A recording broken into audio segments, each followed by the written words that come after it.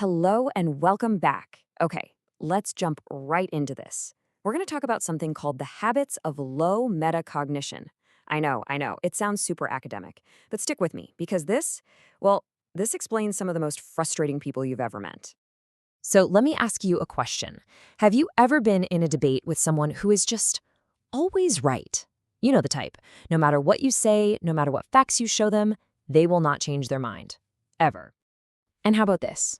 For that same person, when something goes wrong, a project blows up, a plan totally falls apart, is it ever their fault? Nope.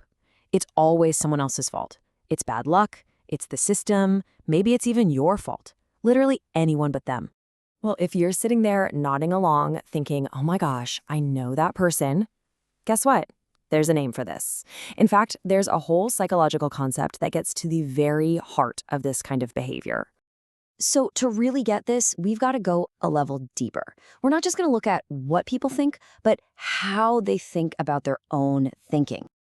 And that brings us to the big word, metacognition. All it really means is awareness of your own thoughts. It's like you can step outside of your own head for a second and just watch your brain work. It's knowing what you know, and maybe even more importantly, it's knowing what you don't know. Here's a great way to think about it. It's like being the manager of your own mind, right? You're not just the employee churning out thoughts. You're also the boss, the one who's supposed to be overseeing everything, checking for mistakes, and figuring out how to do things better. So what happens when someone has low metacognition? Well, that internal manager is basically on a permanent coffee break. There's a real lack of self-awareness.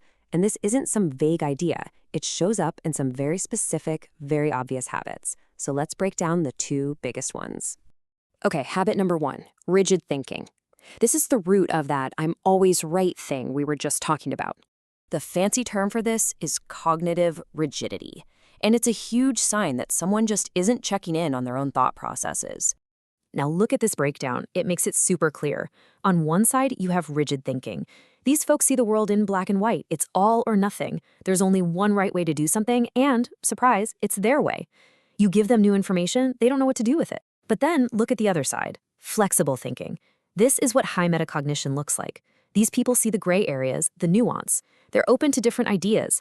And crucially, when they see new evidence, they can actually change their mind. They can say, you know what, I might have been wrong. And that rigid thinking, it leads right into our second habit. And this one is a doozy. Let's call it the blame game. This is where that whole "it's never my fault" attitude really comes out to play. Psychologists have a term for this too.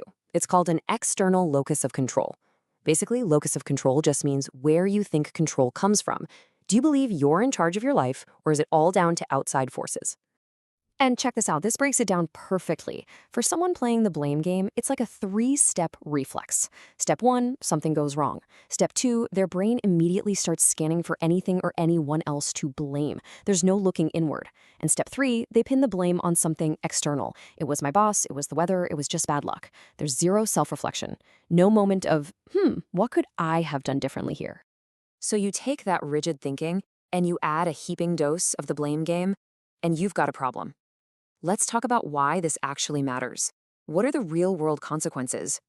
Honestly, the fallout is huge. Think about it. If you can't see your own mistakes, how can you ever grow? If nothing is ever your fault, you're doomed to repeat the same errors over and over. This kind of mindset absolutely wrecks relationships, and it makes it almost impossible to adapt to change. It's this vicious cycle that just keeps people stuck right where they are. And let me be really, really clear about something. This has nothing to do with being smart or dumb. You can be a genius and have terrible metacognition. It actually reminds me of the Dunning-Kruger effect, where people are so incompetent, they don't even have the skills to realize they're incompetent. So again, it's not about IQ. It's about a skill, the skill of self-awareness. It's about having that little manager in your head who isn't afraid to say, hey, are we sure about this?